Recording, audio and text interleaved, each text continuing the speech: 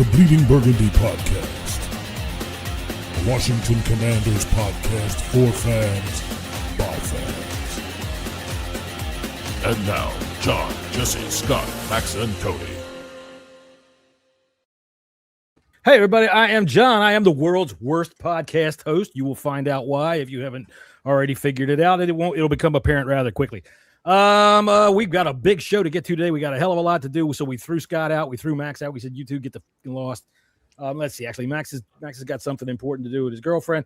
And I think Scott is judging a potato contest to see which one looks closest to King Charles. I think so.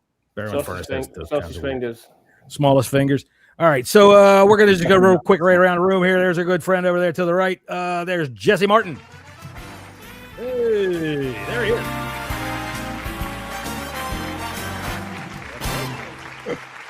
Now, Jesse, your summer project this year has been to write a coloring book. How's that coming?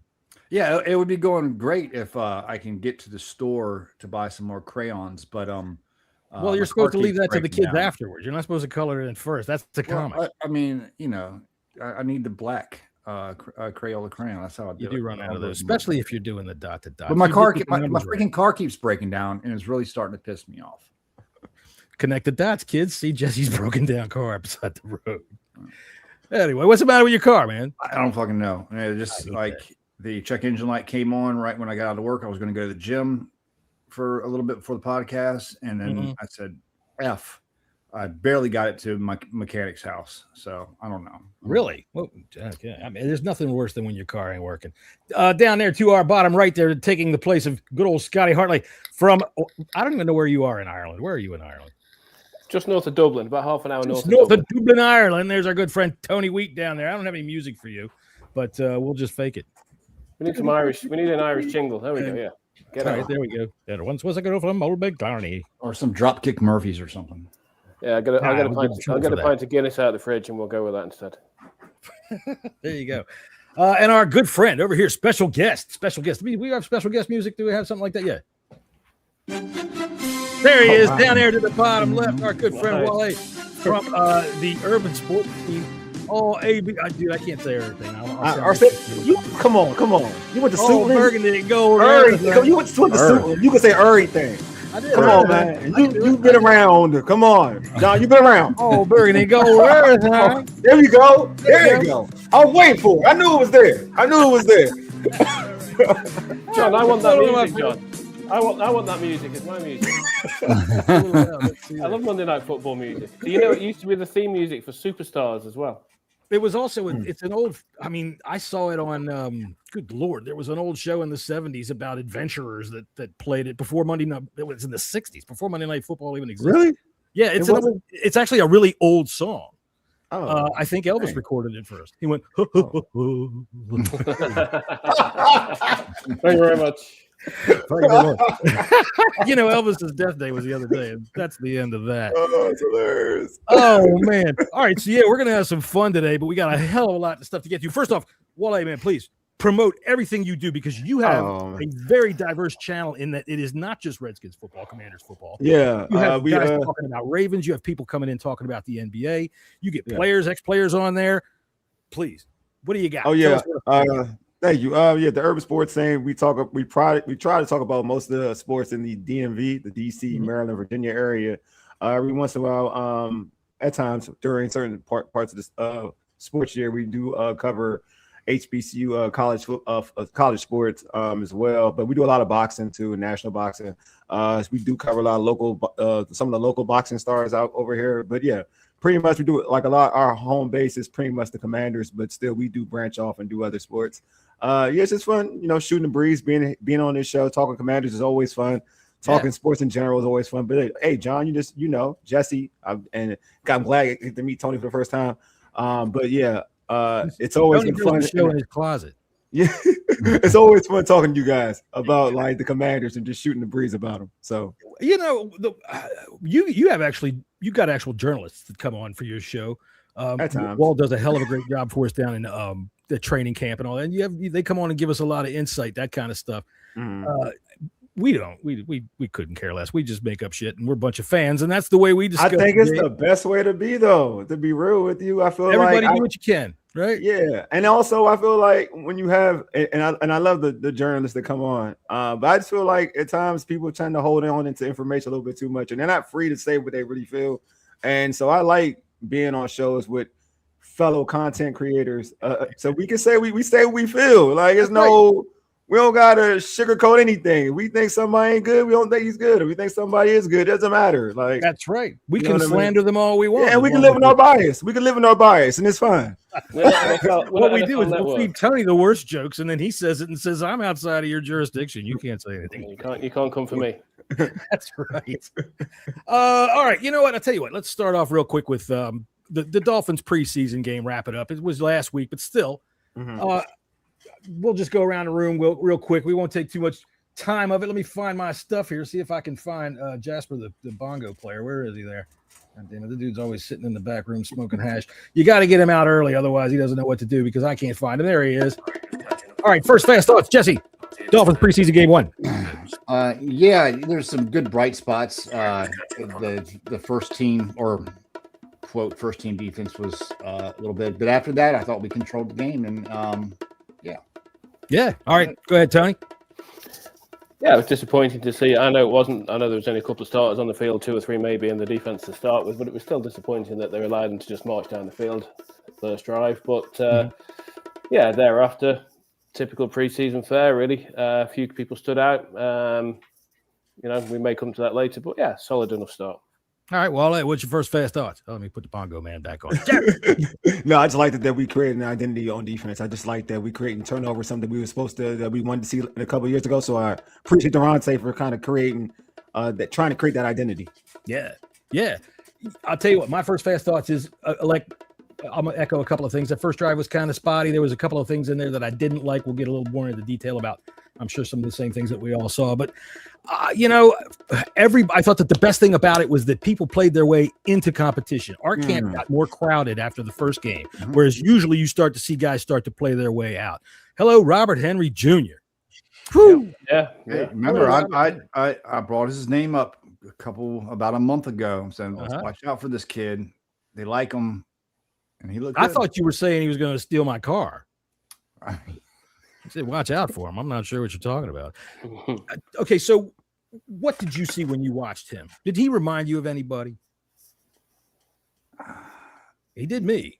I thought he was pretty shifty. I mean, he's not a power back in the way that Fat Man is a power back. He got a little bit more sort of side to side lateral movement about him, I think, as well.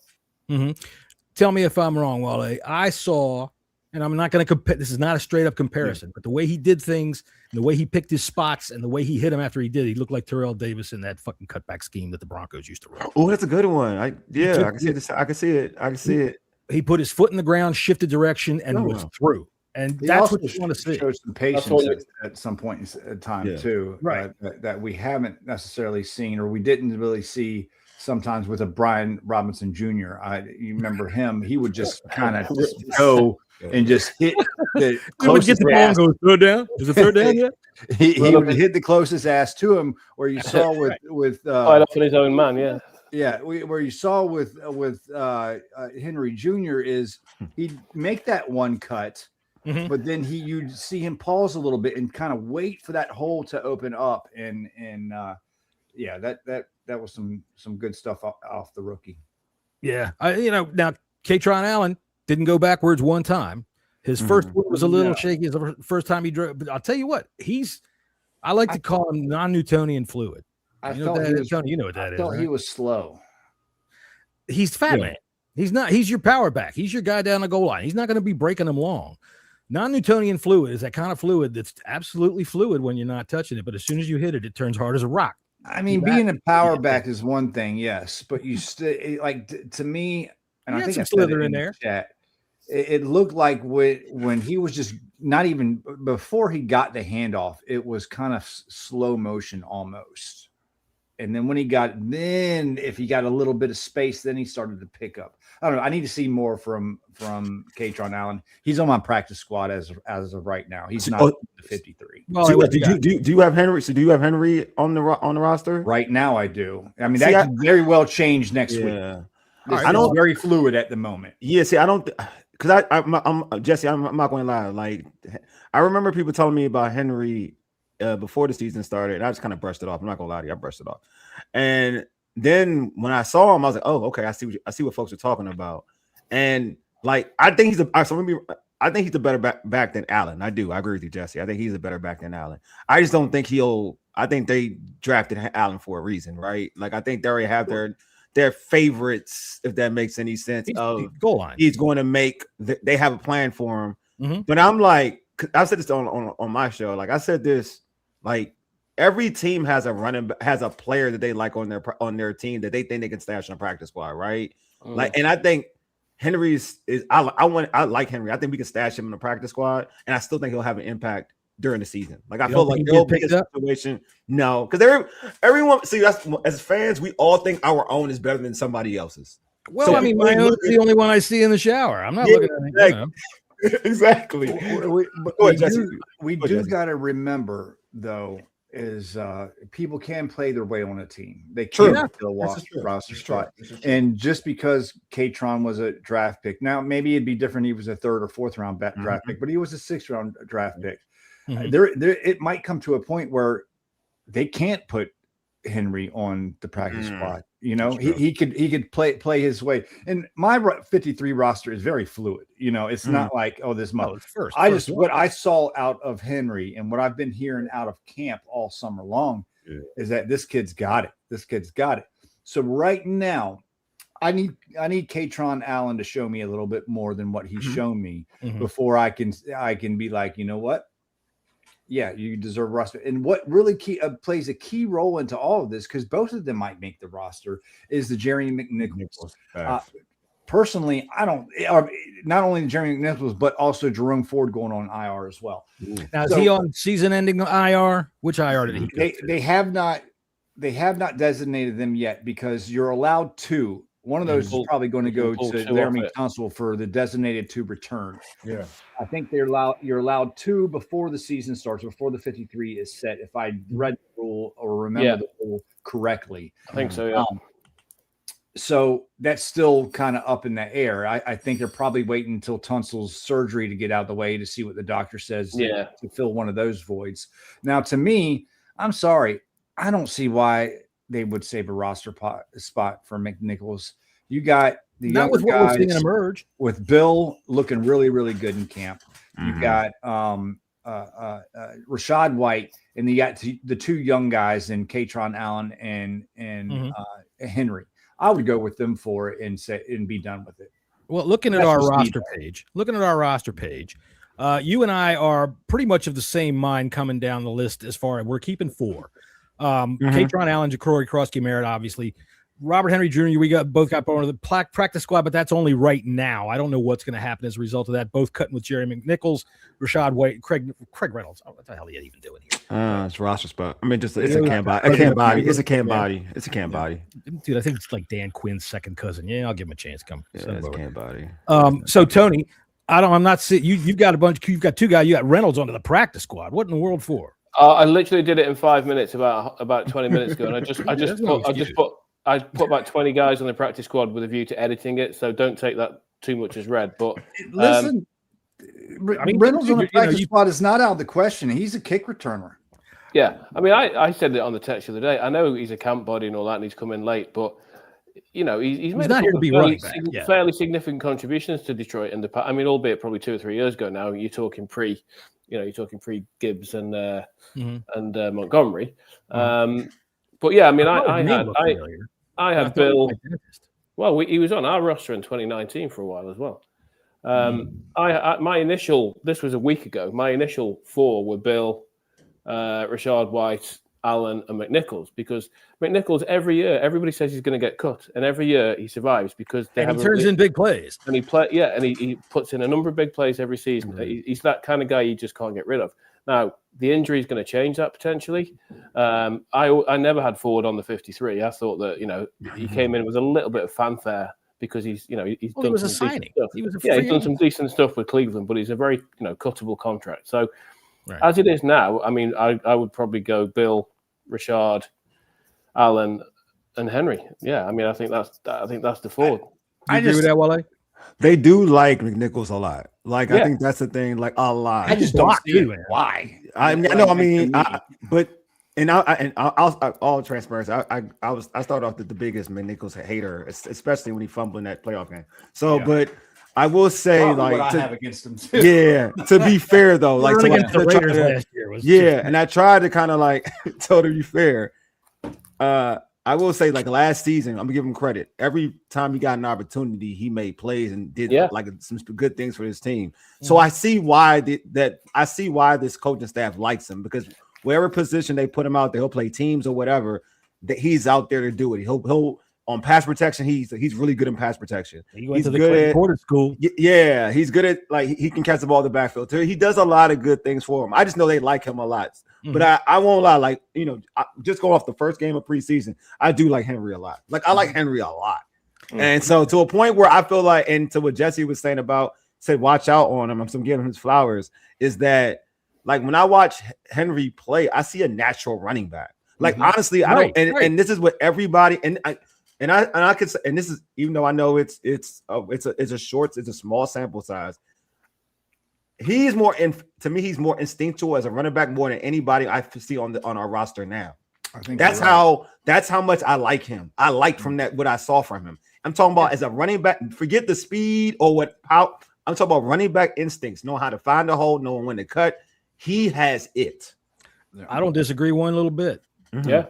No, we got us a gem there, I think, and I'm hoping that we continue to see him improve against the Lions. I tell you what, I did see something. We do have 1 5-second film breakdown from the game, so let me pull this up. I don't know if you saw, this was during pregame.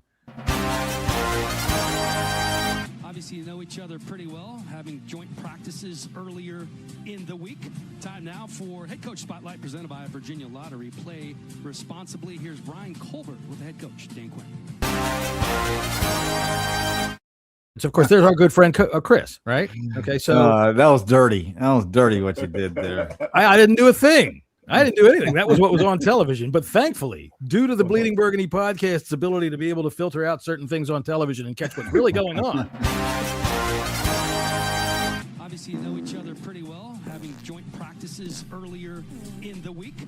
Time now for Head Coach Spotlight presented by Virginia Lottery. Play responsibly. Here's Brian Colbert with the head coach, Dan Quinn. So send me that video. I'm going to put it up on Twitter and tag Chris in it. Okay, there you go. I figured I would ask Chris about it if it was not just on regular old television anyway. And I mean, I don't know what they've got going on there, but my opinion is maybe Chris ate some chili dogs in the parking lot. Oh man! And because when you're wearing them bibs, there's only one place for it to go, and that's up. So, poor kids. Hilarious. That dude that wanted to sit in his seat was probably rethinking things. Like, wait a minute, what are you talking about?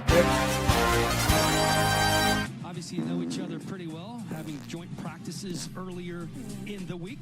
Time now for Head Coach Spotlight presented by Virginia Lottery. Play responsibly. Here's Brian Colbert with the head coach, Dan Quinn. If I'd had time, I'd have made the ears little wiggle. Girls. Oh my God! You're not I don't know what could have Not been, right. but Not right. To put the final touches on Henry, for all we know, he can be one of those camp darlings where we fall in love with. True, you know, and doesn't amount to anything. But I mean, listening to Kime, JP, Ben Stain, and all them out there. I mean, he's been catching eyes since minicamp. So maybe we found a gym. Yeah, maybe we found a gym. And we can get a three-headed monster in Bill and Rashad White and Henry, and be a badass rushing attack with Jaden Daniels under the helm, or maybe he'll just be just a guy. Scott Hartley taking time off from the potato judging contest to say good evening, all. Don't forget to like and subscribe. Keep an eye on those Russians, Scott. Yeah, watch out for them. We're going to say hello to Paulie Wood. Hey, what's up, Paulie? The stadium is a septic tank. Well, they tried to say that it was a sacred Indian burial ground, but we knew better, right? We knew better. It was a septic tank, and they just built over it. It was Landover Mall. No, Landover Mall is closed. It's closed right across the street. Yeah, across the street. It was right down there. And that was a septic tank. Yeah, even when I was younger. Although, you know what? When I was younger, I used to go to many a midnight movie in that place, man. Many a midnight movie in that place. I bet. Hell yeah. They had a Redskins store in there too. It was pretty cool, man. Back They in the did though. 70s. They did. That was pretty cool. All right, let's see who else is in the chat here. There's Merle Garrett. Hey there, Merle. That's a nice name. They don't like McNichols that much. They signed him late. You know, they signed Jerome Ford too. I mean, I think they really honestly put a competition out there. Yeah, it's going to be interesting to see what they do with his injury, how long he's going to be out. You know, there's still time left.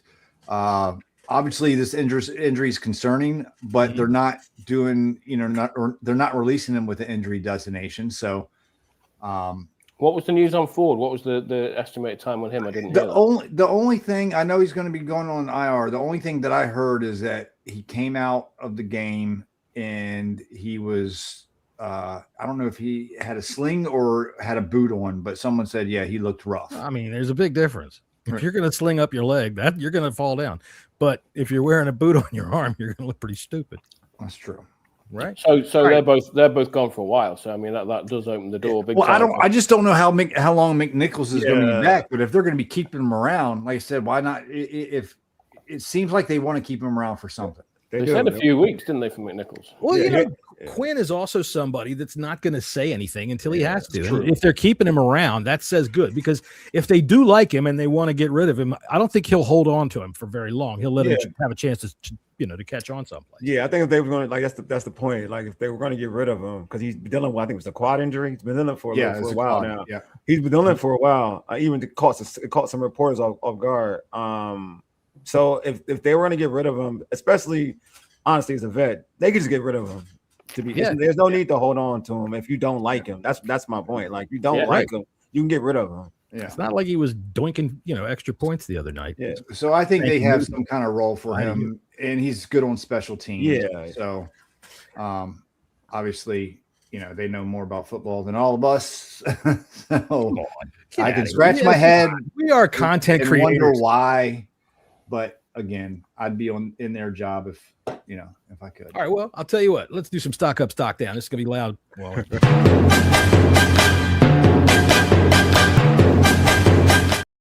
That's nothing is loud for me. I'm in an African household growing up. Okay. That's not loud. I mean, all right, I got you. Yeah, that's nothing loud for me. I got you. For you folks that are just listening to the podcast out there on podcast land, there's all kinds of video stuff that's going on that you completely missed. You've missed half the fun. So come on in here, check us out on YouTube. If Scott Hartley was here today, he would be chatting with you in the chat. But he's in the chat, so he might chat with you within the chat, which is some kind of fucking quantum thing. And if he does fall into some kind of dark black hole or something as a result of it, that would be kind of neat. So try it. Come on in here, give us a like, give us a follow, and all that kind of good stuff. So stock up, stock down. We'll start with you, Wale. It doesn't matter, offense, defense, whatever you like. Who caught your eye? Who's a stock up? I'll stock up a defense. Spencer, the safety continues to rise. Had an interception in the game, and had an interception. He's having interceptions all training camp. So his stock is up. On offense and defense, just defense. All right, it doesn't matter. Anything you like. Okay, Really? that's my stock up. I mean, obviously, Henry, we spoke about Henry, so I don't want to be redundant. Right. All right. Malik Spencer, I'll tell you what. He's an undrafted free agent, and that's a crowded room. He's got a lot of pushing to do to get in there. But it's, Tony, what about you? Stock up. I'll go with Quan Martin. I mean, again, he had a pick. He had a couple of plays where he was pretty prominent. Quan Martin's one of these guys who could be this year's surprise cut. We're not quite sure what his role is going to be just yet. Obviously the preseason depth chart means nothing, but how much 2 safety stuff are they going to play? How much 3 safety stuff are they going to play? What's his role within that? Can he play the nickel a little bit as well? His role is to be determined, but I thought, all things considered, he did pretty well on. I mean, the ball was admittedly Quinn Ewers did throw the ball straight to him, but you kind of still have to be there. Yeah, you got to be there and you got to catch it. Keep your feet in. Decide whether you want to run. He kind of hung out there for a second, figuring out what he wanted to do. And we'll always remember him for the interception against Detroit. It wasn't him that decapitated. Who was it who decapitated Jared Goff on the return? Was that Louver? Oh, that was Frankie did that. Frankie. Still one of my all-time favorite Commanders plays is the pick for the touchdown with the decapitation at the end. Ollie Cooper's got mad at us. Yee, what's he doing out there for, Yee? What you going to go ahead and haven't hit the quarterback for? He's always in the end zone, Kill him. Jesse, who's your stock up? Dude, the flag behind you makes you look like you got like rabbit ears. Yeah, cool. He does. It's all right. It looks like kind of like an anime rabbit. It's all right. It's better than seeing. You're talking about it's on him. I like it though. Obviously, I would say Henry, but we've already talked about him. But I'm going to go to the defensive line and Brian Cowart. He was a lot. He was showing up. Defensive tackle out of Maryland, local boy. With what's going on with Settle right now, I don't know. Injury, calf strain. Calf strain. So how long is he going to be out? We might need it's going to miss a while. It's going to be a little bit. Yeah, another big man in the middle, and Cowart showed me some things. He I thought he did a lot better than Johnny Newton. Yeah, Newton's got the ire of some people ready to cut him. Yeah. Well, it's going to be interesting because listening to Standig the other day, they were saying that obviously playing more in the 3-4 now. That we've only actually got a couple of sort of with Davidson retiring. That leaves Settle as the kind of your number one nose tackle. Now there's a difference between nose tackle and D tackle, and the likes of Newton and Kinlaw and Payne are more towards being a DT than a nose tackle. Settle's right over the ball. That's why he's a nose tackle. We don't have. That's why Shai Tuttle was getting played well, a bit of love because he's potentially now the second nose tackle. All right, my stock up is Antonio Hamilton Sr. I know he's one of the old men on the team. Man, I'll tell you what, the pass interference that he got called for, he got called for a pass interference, but he was sticky, man. He was right on that guy. If it wasn't preseason, they might not have called it, but preseason, they're going to call everything. The special teams hit that he laid on that dude. And with the fact that Trey Amos, we're not sure what's going on with him. We're going to need to look at some of these cornerbacks. And I liked him last year at the few times that he got in at the end of the season last year, and I thought he played well the other night. All right, so here comes some loud music again. We're going to do stock down.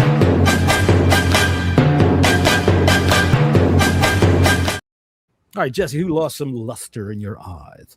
Jazeer Newton a little bit. I need you to step using up. His real name. Now you're like his mother now. Jazeer, get in there and plug that hole.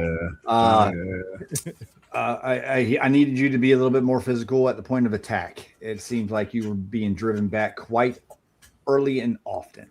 Yes. When there's only one player and a bunch of sandbags out there, it wouldn't surprise me one bit if AP and company would cut bait on a player like that. Roster spots are going to be hard to come by. Come to roster cuts, and if you got a old piece of string that's just hanging on a t-shirt, just go along for the ride. You need to cut that shit off. Right. And if Newton doesn't come up with something and show us something soon, I wouldn't mind if he gets cut. That is a big fat piece of string, by the way. If it's hanging. But the thing about Newton, it frustrates me, man. We've seen him destroy. He had, to your point, like that's the thing. Like I still have faith in Jazan. He had like 5 sacks last year for a D tackle. That's pretty limited play. Limited play. I know. So I'm saying, like, to agree, like he has flashes, and I just know. I think we all know what he is. Like I think we kind of got a gist of what he is. He's not a run stopping D tackle. To me, he's a third down type of dude. Like you put him out there third down. I think he's one of your best interior pass rushers, to be honest with you. Quick, yeah. You know is there a world where we could get something from him? Even I think you could trade for. I think you can. I think you can, because again, like at the end of the day, someone's gonna look at it and say, "Oh, this kid had 5." Like this is why our GM's gonna look at it. This kid had 5 sacks last season, and he didn't get that much in terms of like being on a football field and getting plays. He didn't have that many plays compared to his counterparts. So, I can get that. And I can trade maybe a 5th, 6th, 7th rounder and they're going to think that's a steal for them. So it definitely and even with his pedigree of what he did in college, what he should have been, for a lot of folks, he should have been a 1st rounder. He was a 2nd round pick. You can definitely, I feel like if Washington wants to say that they're just over Jazan, they can trade him easily. Yeah, I think there's definitely a team that would take a guy better than a 5th. I don't think they'd cut him. I think they'd try. Yeah, it'll be a trade. It would won't be a cut. It'll be a trade, and there will be suitors. There will be guys who would want Drazan. Like I'm confident in that. That I am confident in. Okay, I think we have the depth to be able to absorb that. Yeah, that's the thing. And they do like Shy Tuttle, and he did play well. Tony, who's your stock down? Well, I suppose the ultimate stock down would be Jake Moody because he's now no longer with the team. If you're in a competition, I'm as I often bore you with, I'm an ex-rugby kicker, so I'd have knocked over that 29-yard field goal, and I'm 52 years old. So, so he's the ultimate loser. That's not to say that I'm convinced that Stevens will be the week one kicker yet.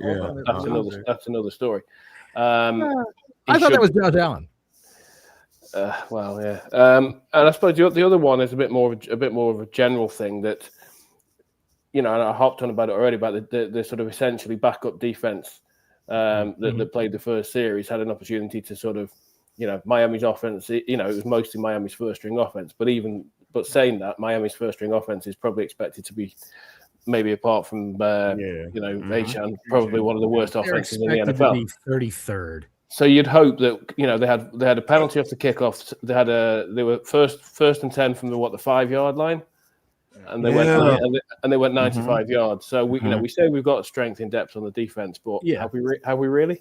Well, the first series was bad, but it's one series. We're half an hour in. We're only through number 2 on our list. Yeah, so I will say too that our defense was super vanilla. We didn't blitz. We didn't. Yeah, absolutely. That doesn't even need to be said anymore. Unless all the usual preseason caveats apply. Vanilla defense, first run out, one drive, but it was disappointing for that one drive. But I did.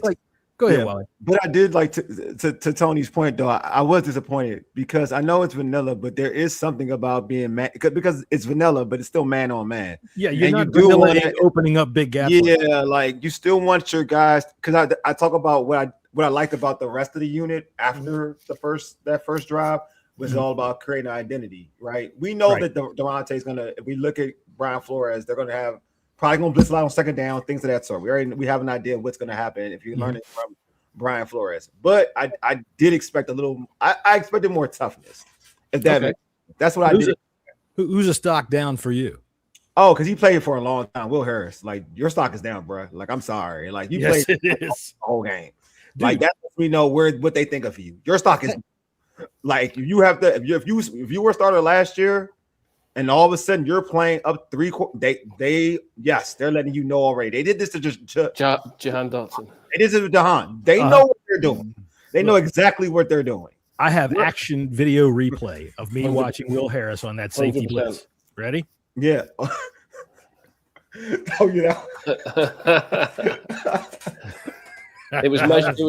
It was measured on a calendar. It took forever, man. Yeah, and that's really disappointing. I know people love Jeremy Reeves, but I have strong reservations. Oh, do you? Okay. Our starting free, our starting. You know how Quinn does early in camp. He throws out red herrings all over the place. He just does. He never tells anybody a damn thing. And his depth charts are also used as motivators for other guys on the roster.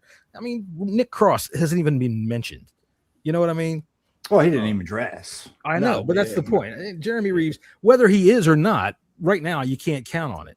Yeah, I'm just going from what everybody says. He's been running with the ones, and he's playing with the. No, well, I ain't gonna lie to you. He's gonna look like he's gonna start. Not gonna. He's like he's gonna start. Anthony, that's what running with the ones out of me because. But he only got. You don't like Jeremy? You don't like Jeremy, Jesse? Listen, I love Jeremy as a special teams player. Okay. I think he's great. He really is. But every time he's gotten an opportunity.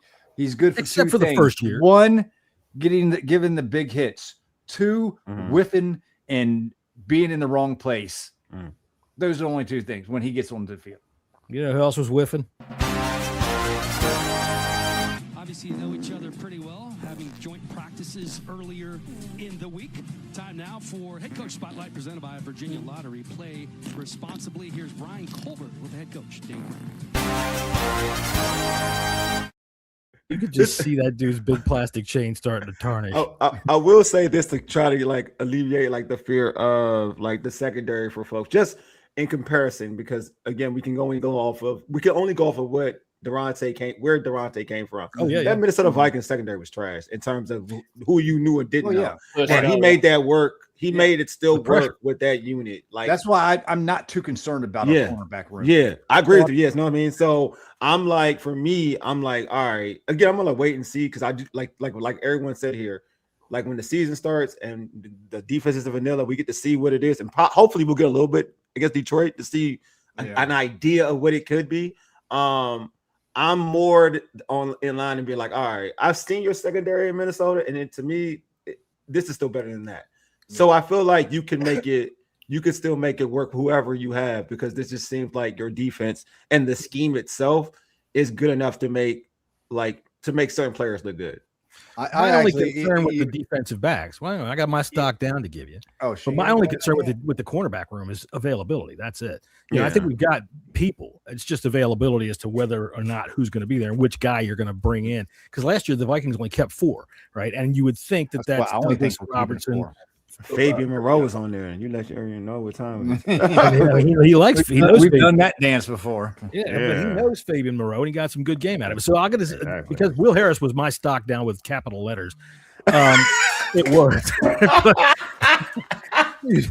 My fault. I'm just not seeing it there. But Leo Chenault, right? Leo Chenault. Now, Justin, you mentioned a couple of days ago when we were doing a podcast that you really haven't seen him show up too much in camp, and that a lot of talk. We haven't really seen it. And he was out there in that first drive, right? And I know, like the big run, there was one big run that they got like 11 yards up the middle, right? Other than the Will Harris safety blitz. Oh, Jesus Christ, the dude took a bus from Rhode Island. Hey, I'm coming. And then meanwhile, Malik runs out to where Will Harris started from. Right. So Chenault went on that one play. When you see everybody points at Sonny kind of does get blocked out of that play. He gets taken down. But Chenault overruns that thing like crazy. He's like the fucking Wile E. Coyote chasing the Roadrunner with a rocket on his back. He goes completely past it and over the cliff.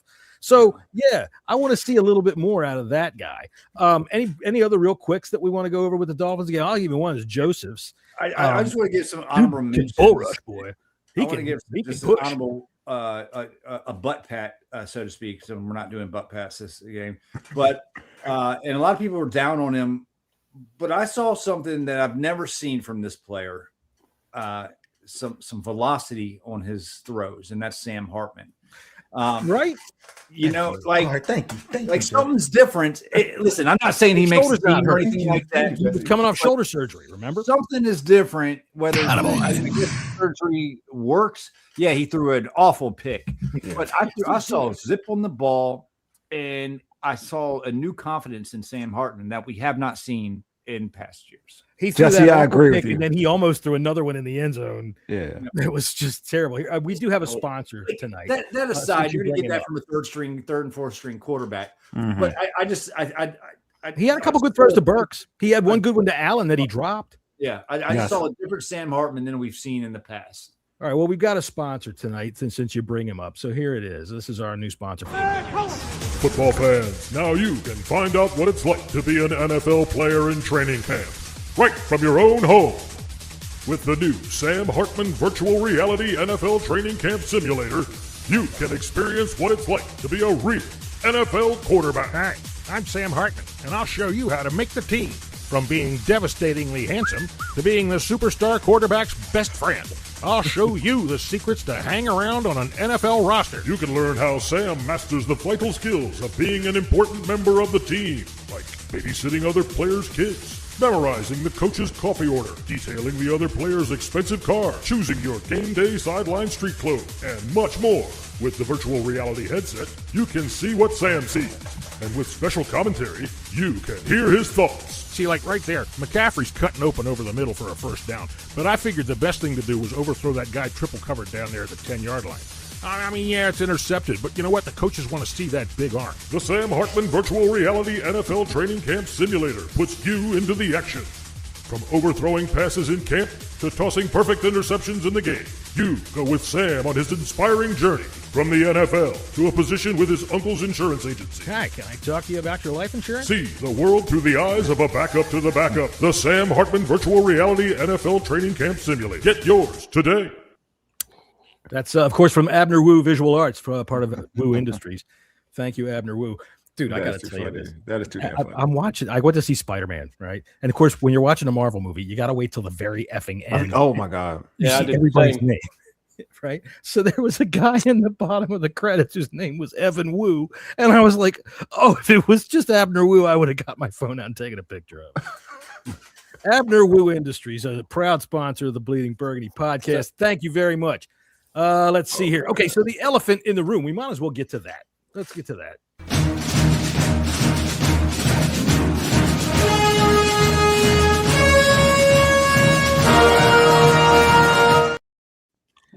Jaden Daniels' big loudmouth mother. The elephant in the room. Look at Jesse's lip. It's like, I want to say what I want to say. So what you think? Okay. So what you think, John? Well, we don't want to spend too much time on this, but it's got to be discussed because we are the number one Commanders, podcast that there is, other than Urban Sports Scene. We aren't even going to go there, and the 1 Point Safety Show. But so we're going to have to talk about it just a little bit. I think it's funny watching people on the internet who go and sit there and tell everybody that his mother's a failure and is getting in his way. And I'm like, wait a minute, this dude's going to have $250 million in a couple of years. What the hell's what did she do wrong? What did she do wrong? Your kid is going to grow up to be handing me my hamburger, and you're going to bitch about the job she's done.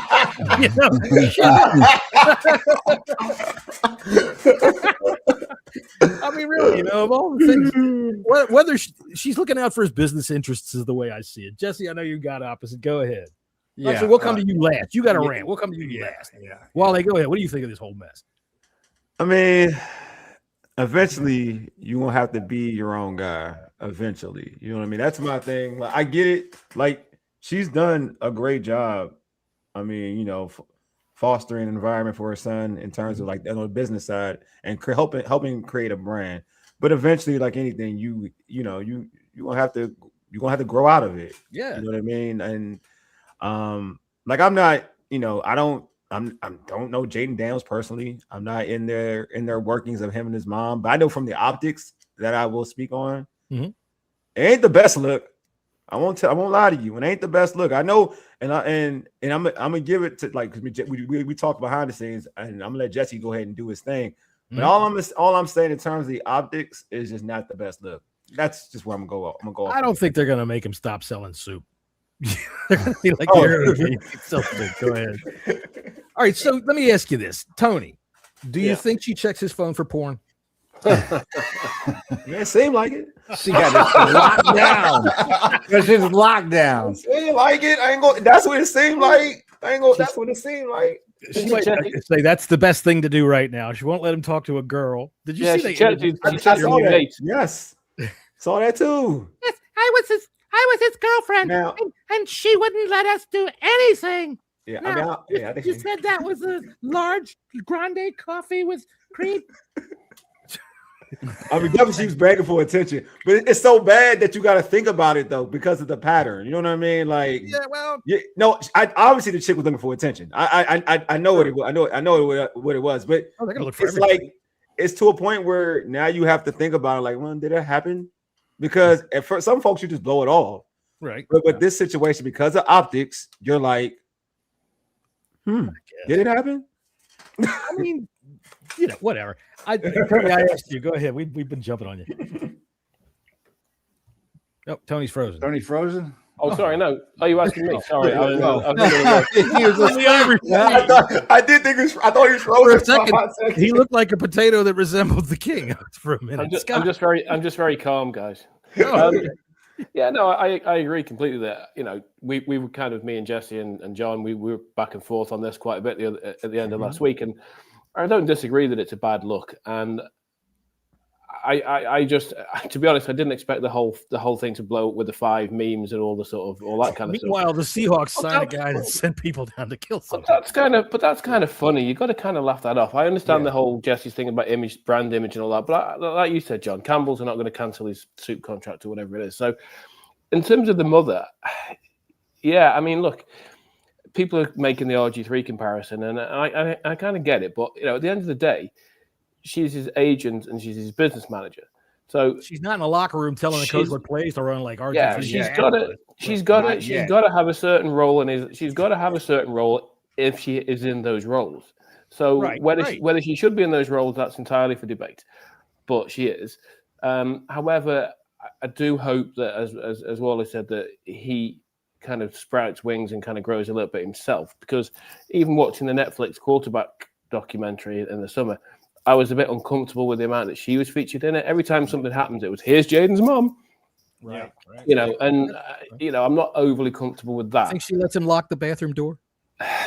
That bitch has got to stay wide open. But I just think that if she's sensible, and after all this has gone on, she's going to take a low profile for a while, or she should take a low profile for a while, because at the moment she seems to be everywhere, and I don't think that's a good thing.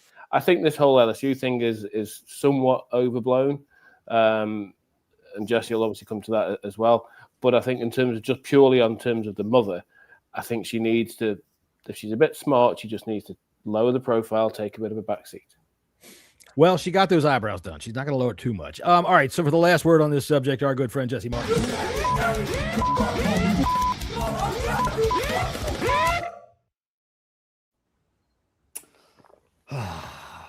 Where do we end? Thank you. That was Jesse Martin, ladies and gentlemen. I love that. Breathe, Jesse. I love it. Look, like when this story first hit, I was fucking flabbergasted. I'm like, what are they fucking doing? I went on the chat with you guys and I was like, wow, this is crazy. And like y'all both were, and most Washington fans are like that, or like this. And I totally understand it. I don't look at this team through individuals. I stopped growing attachment with players since Gary Clark. I stopped doing that. Hence, haven't been many to keep, hold on. That's true. But like this team loves Terry McLaurin. I look at him with outside. I think he's a good receiver. He's our number one, but I will never say he's a top 10 receiver because I'm realistic. Same thing with Jayden, man. I think he's a great quarterback. I think he's a great young man. I think his mother raised him right. At least it seems to be. Okay. Yeah. So when I heard this, I was like, wow, that doesn't seem like Jayden at all. You know, it doesn't seem like something that he would do, or at least that's not what he's portrayed to us. Yeah. Because it seemed to me like he's taking his ball and going home. I hope not.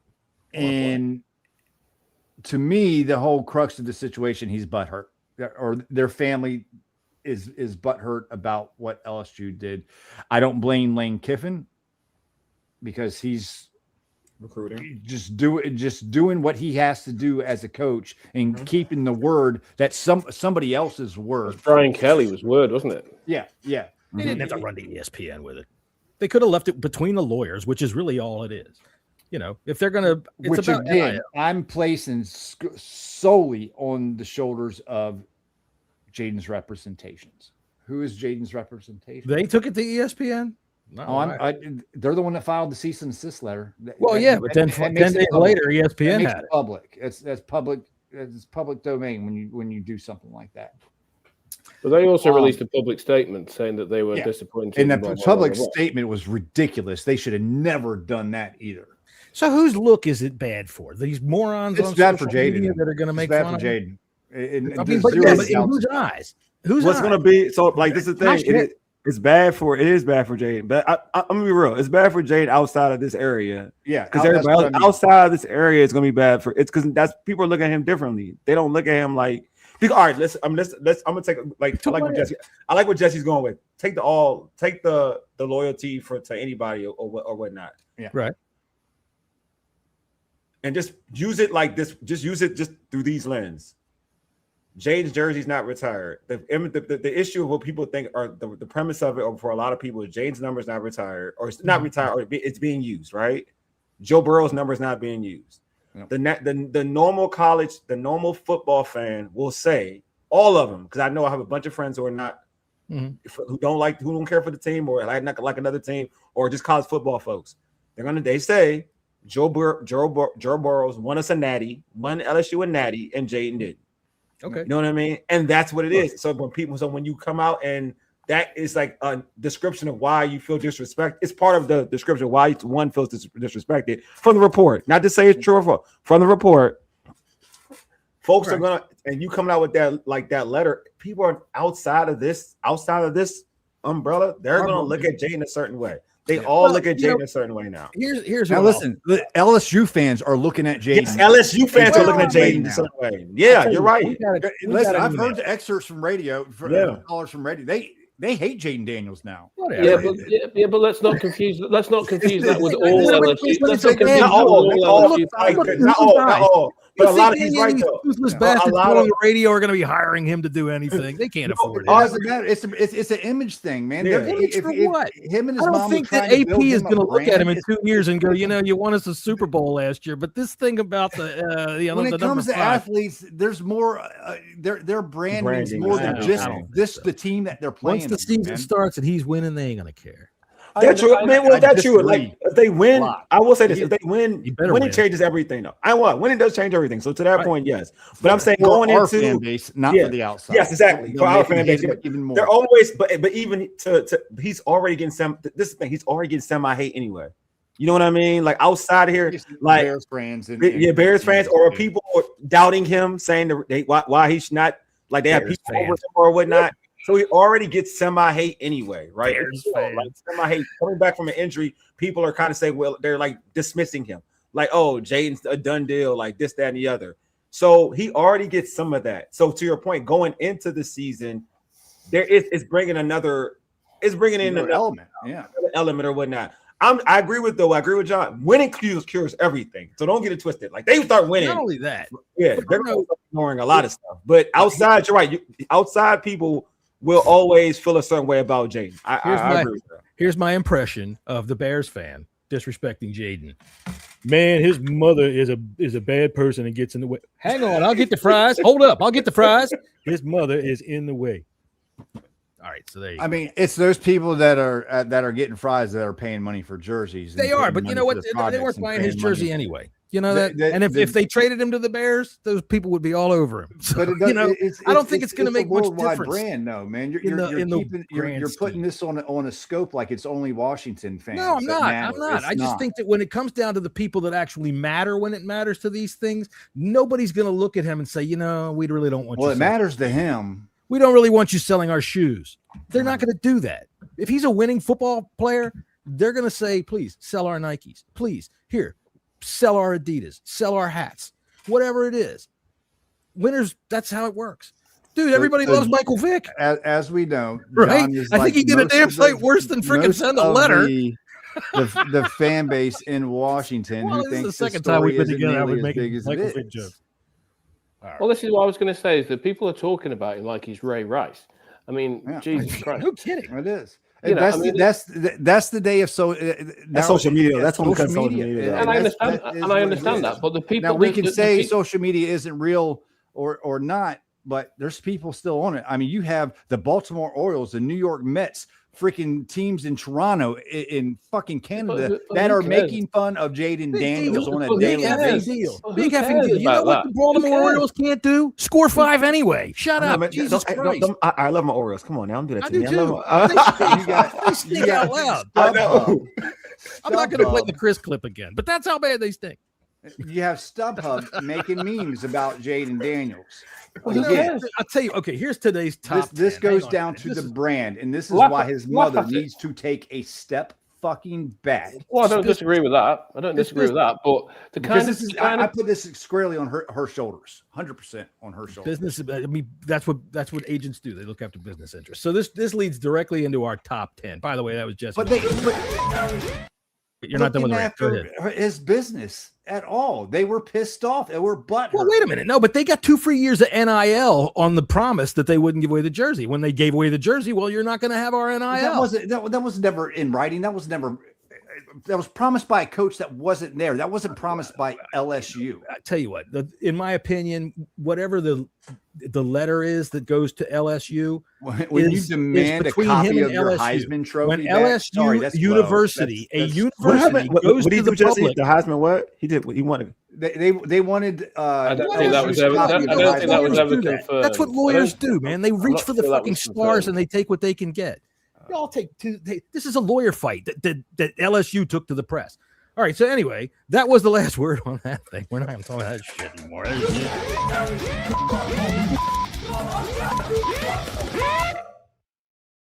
Right, I like that. I like that one. That was a good rant. Yeah, that was a good rant. All right, so that does lead directly into today's The Bleeding Burgundy Podcast. Top 10.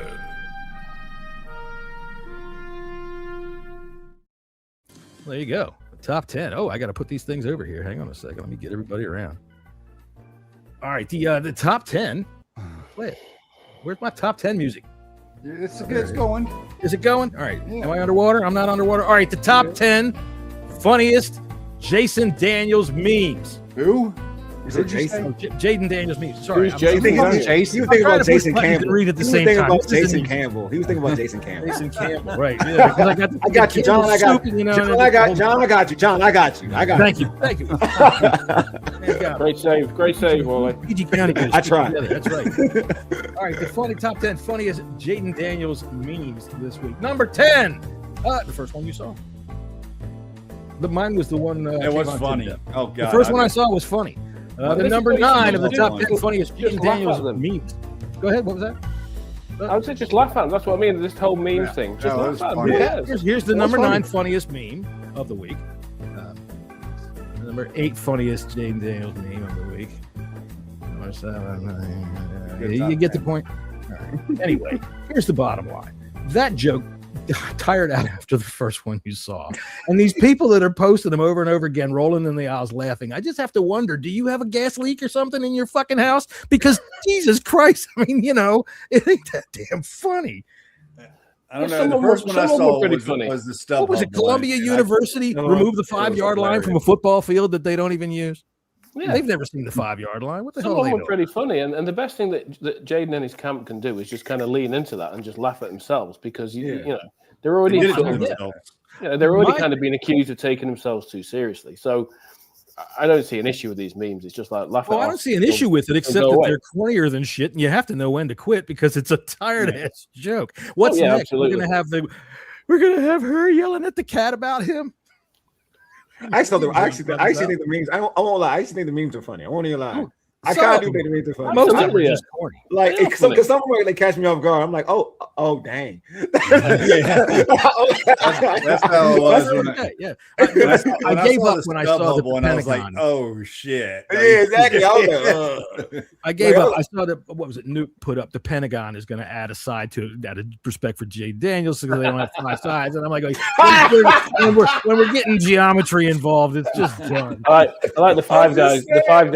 The 5 guys one changing the name to 4 guys or whatever it was. Well, maybe they'll bring the prices down by 25%. That'd be nice, or 20%. All right, so that was brought to you by the Abner Wu Industries, and we're going to play this from last week because, hell, they sponsor. For some of us, the struggles of the day are too much. For some of us, the mental exhaustion of basic tasks are more than we can handle. On those days, you need pre-CTE. Pre-CTE gives you the will to keep going. To say, I don't know what's going on, and I don't care. New from Abner Wu Chemical Solutions. Cam Scatabo. A once daily pill to help smooth the wrinkles of the brain and make your days go by just a little bit easier. Cam Scatabo may cause drooling, seizures, uncontrollable wandering into traffic, public genital fondling, and mild brain failure. Do not take Cam Scatabo if you are nursing, pregnant, or may become pregnant unless you are a New York Giants fan, and who cares because nothing's going to help that fucking kid anyway. Cam Scatabo. Ask your doctor if pre-CTE is right for you. Cam Scatabo. Enjoy a stress-free life again with Cam Scatabo. So, thank you to the Abner Wu Industries there for sponsoring the podcast, as always. I tell you one thing that I really enjoyed seeing last week, stock up to, what was his name? Oh, shit.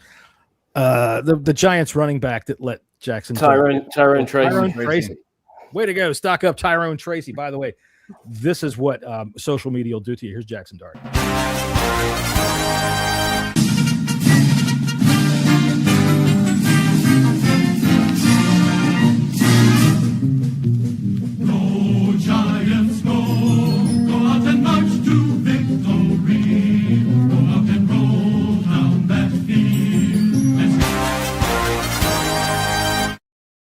That is Jackson Dart. Every time I see that, it just looks like Andy Burrows. It's great to see Burrows again. Yeah. Whoa, Andy Burrows. That kid looks like a 10-penny nail. That's about it. All right, what do we got left on the list here? All right, okay. So the Lions game's coming up. We got Lions on Saturday at noon. Is that right? Yeah, super early. Okay. Well, we So- got a nooner. What are we looking for in the Lions game? Jesse, we'll start with you. You I think wanna see- the first thing about that is the elephant in the room? Should Jayden play? Yes. Yes. I want to see 2 series from the starting offense and starting defense. I like that. I want 2 I'll go series. one. I'm gonna zag. I don't care. I'm gonna zag. No, absolutely not. Okay. I'm kind of with you, Tony. What are yours? I would love. I mean, honestly, a new offense. I think football has gotten so soft nowadays. I would love for folks to see a whole half. I'm gonna be real with you. Half. We used to see 3 quarters. I'm serious. This is a new, like, growing up. Like, if you move, like, if it's a new offense, like the second this is like obviously like the third preseason game. This is the second preseason game, so I treat it like the third preseason game. This would be the dress rehearsal. Right. So I'm like, I would love for them to see, because this injury thing, and I get it. Like, I understand it, especially now where you don't have your left tackle. I get it, I understand. But I'm also and Mariota's hurt, so your quarterback situation is in flux, right? Right. But like, you can get hurt by walking down the street, like, or you can get hurt. We saw what happened with Laramie. Like, that was a fluke injury how he got hurt, like, in practice. Right. It's football. Yeah, you're playing football. It Right. happens. So you can't bubble wrap everybody. Like, but I think you can put parameters in a game for your situation, for like, all right, we're gonna do this to try to make sure we can alleviate anybody from getting hurt, especially the quarterback position, right? Like, throw the ball away when you scramble. Stay in the pocket, throw it. You know what I mean? Don't try and run and go into contact. But yeah, I would love for him to see a half, man. A new offense, a whole half doesn't bother me. All right, for me, the new offense thing doesn't really move me too much, because I think that he has helped design this offense from the ground up. So I think that he knows it as well as Blau does. For one, I think that everything we've heard about him being so laser sharp and focused in camp means a lot. And he does the virtual reality that, allows him to basically see it all. He hasn't been doing that lately, from what. Really? Why would he give that up? I don't know. I haven't heard about that in a while. Kime or someone saying that he did it his rookie year, but he hasn't really been doing it since. No, it's a mistake. He should be doing it, because that was why they said it was good, because he was able to see it so many times without taking the hits. And it is football, but I would feel, and this is going to sound stupid, but I'd feel better if he got hurt in week 1 than in the preseason. Either way, it's a bad look. It's a bad look. I mean, I think the only reason that I think, I completely agree with what Wally says. In an ideal scenario, I'd have him play a half, but with Mariota down, your left tackle down, right? I think the reason to play him would be, I would question the value of how much work the receivers are going to get with Hartman and Kelly McManus throwing them the ball. Good point. Okay. I want to see how, in sync Terry and Diggs are together. I want to see how in sync Chig and Sinnott is together. I want to see how it flows with Rashad and Bill, with Jayden under center for a few plays. I do not see, and we have even though our starting left tackle was out, we have a left tackle that started. 2024. He played all right the other night. NFC Championship. Yeah, he's fine. I want to see our projected starting line with Allegretti now that he's back. I want to see him and Paul and Cosme, see how they work together and how they're going to protect. But I don't want more than what I want to see. That. I don't want a whole half of that. Not anymore. It's just not the. There's too much on the line, and it's a 17-game season. It's already a 17-game season. It's a long way to go. So, and they've already stopped doing 2-a-days. Sometimes 3-a-days. I get it, but I minimize that kind of stuff. I would rather they do 2-a-days practice, really honestly. But see, this is the thing that we talk about, like, even 2024. I thought Jayden played enough in 2024. He played the first preseason game. Like, that's the Jets game, right? And he won the Jets game. Yeah, Jets game. Then he played the second game, and it's like, well, this year don't even play the first game. He doesn't play the first game, and he's gonna probably play hopefully he plays again. Like I'll take 2 series. I'm not beggars can't be choosers. I'll take 2 series. Be there for at least one. I'll be highly disappointed if he gets one and a touchdown drive, make a touchdown drive, get him out of there. But if a touchdown. All right, so everything has its own thing. To your point, Jesse. Like if his first drive is like a touchdown drive, then I don't need to see anymore. Like I get that. Like I agree with that. I do think every outing should go in with a plan of say I'm gonna do 2-3 series or whatever, and then but he looks great that first series, then there's no need to play. I get that. Right. But if he's not looking like, say the offense isn't looking sharp the first 2 series, I'm like, I don't really kind of hold that against him too, because we said it earlier. Yeah. We all know vanilla is vanilla, and they're not really going to be trying. But it's still, getting the speed, the actual game speed, seeing that game speed, so, because come week 1, Philly is coming after his fucking head. Yes, period. They're coming. Yeah. Okay. All right. Well, Detroit's a good test too, because Dan Campbell and the way they play football, they take things very seriously over there. Yeah. Mm-hmm. So that's I almost wish we had a joint practice with them. Me too. I wish we had a joint practice we got with one them. with Baltimore, right? Baltimore next week. Yeah. That'd be good. I'm not high on Baltimore this year, guys. Oh no, it's gonna be okay. No, they are. They're gonna be all right. I think they'll be good. Yeah, I think they'll be good. They're gonna be I good. like that Jacoby Lane. It's a good Jesse mentions a good defensive mind. I think it's gonna be a good bump for our offense. It'd be a good bump for our offense, though, definitely. Our friend Andre's checking in with the history question of the day. We're gonna make Andre a regular, segment on the show here. All right, question: if you could go back in time, would you redo the Bailey for Portis trade? Damn. No, I would not. That's my first answer right there. All right, I would not give up the 2nd round pick, but Champ wasn't staying here. He was leaving free agency. The fact that we were able to trade him. If I knew we would be able to re-sign him, absolutely. But we weren't. That was the whole thing. And we got back the guy who became the 2nd leading rusher on a team with running backs in the Hall of Fame. And that says a lot. So it's a tough one because me in real time did not want that trick. I love Champ. I love Champ a lot. I like Champ too, but it was not gonna. He wasn't gonna. Clinton won me over. That's a tough one. I ain't gonna lie. First play of his I love Sheriff going to get you. Don't get me wrong. I love Sheriff going to get you. See, folks kind of make fun of that. That was big and that was important at that time. We were running through some important shit, and he took all of the media out to front to see what Coach Janky Spanky had to say and left all the other players alone. No, he was good. If I'm going straight player for player and what they've accomplished, it's Champ. Yeah, well, but I just look at the situation. He was really good. And what we got back was no slouch. I mean, it was good for it. We got back some schmuck. We got back Clinton Portis, and he was great for us. CP was good for the culture, for the culture, for the team, Like he got full of himself. Yeah. I mean, he started hanging out with Dan. Yeah, that one got bad. Yeah, definitely. What about you, Tony? What do you think? I'd say it was a coin flip because, as you said, there was a lot going on around Champ at the time. So, the way the trade ended up, I think it's almost 6-1, half dozen early because Portis became a bit of a legend. His character and his personality and everything else, and he left an indelible mark in Washington. So, it's kind of he had 5,000 yards already with Denver. He was on a pace for a Hall of Fame career. Before he got to us, and then Joe put 20-30 pounds on him. And even though that first run was great, he was not when we traded for him. I said that we just picked up the best natural halfback we've ever had in our life. You want to see something? Watch some Clinton Portis Denver Broncos.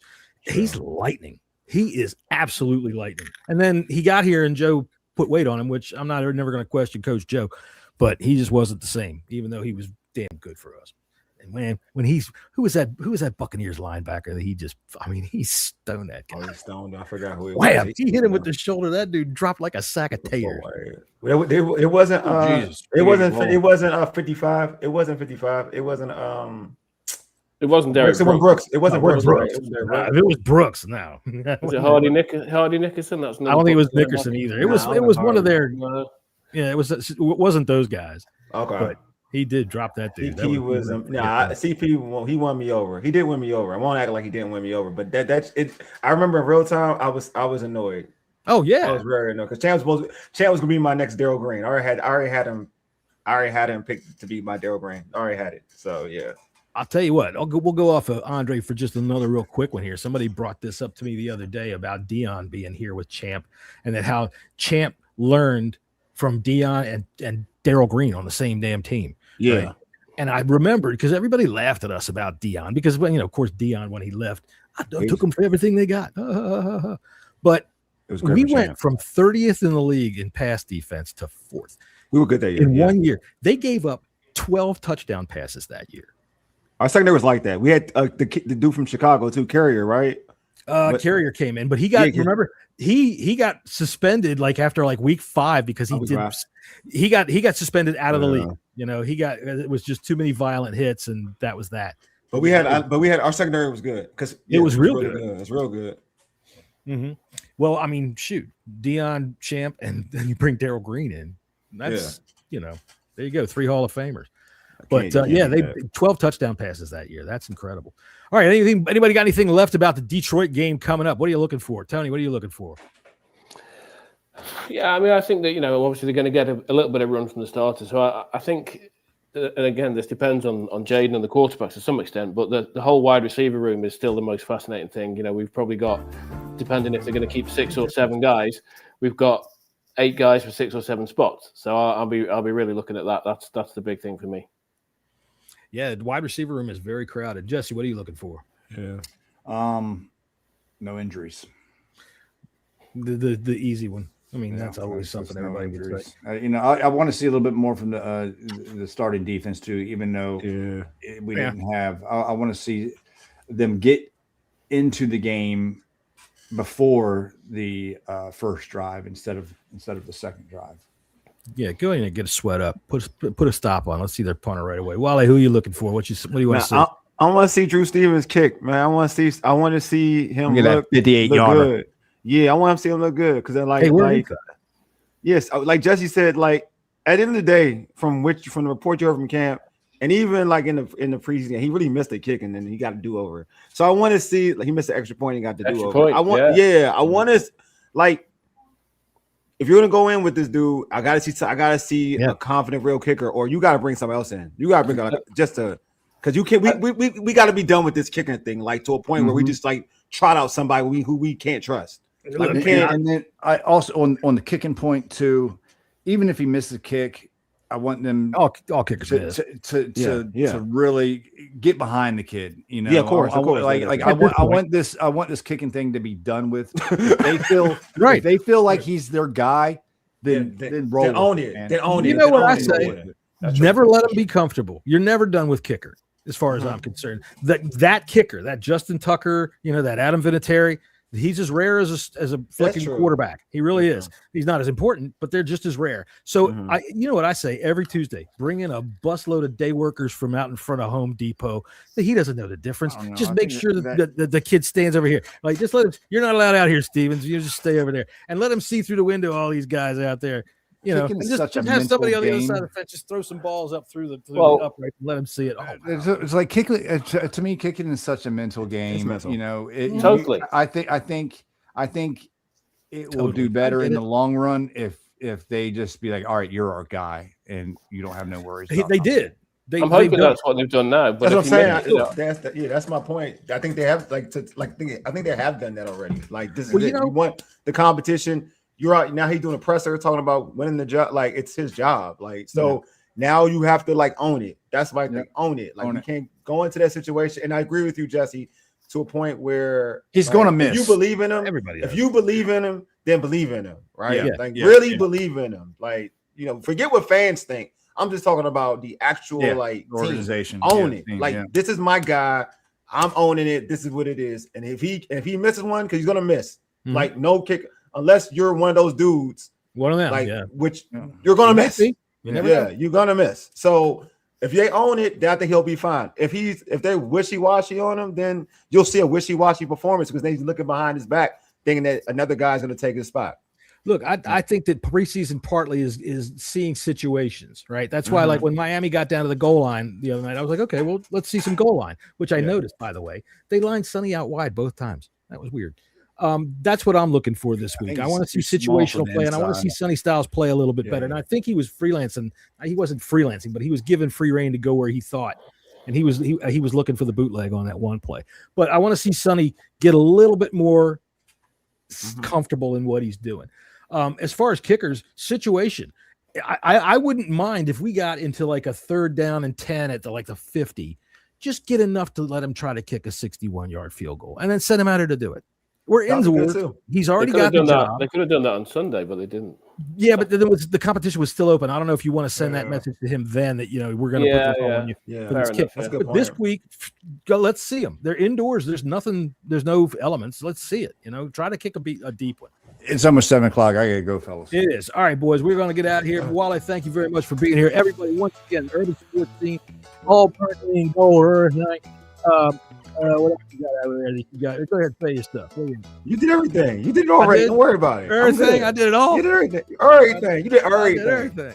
Hot damn. I used to get yelled at making those voices for cartoons, but you know what, everybody, I can't help it, man. There's half the league, more than half the league, are people that are not like me. I had to make up their voices, and I never made up a voice of somebody I didn't know. I swear to God, I could bring in some of my neighbors and let them get on this microphone. You always go, okay, I understand. So anyway, we will see you guys next Tuesday. We're going to watch the Lions this week on Saturday. Everybody have a good time. Thanks for joining us. Give us a like, give us a follow, give Wale a like, give him a follow. Go subscribe to his channel. It's good stuff. He's going to have at least 2 or 3 shows this week, right? Probably so. All right, then. There you go. We are out, ladies and gentlemen. See you next time.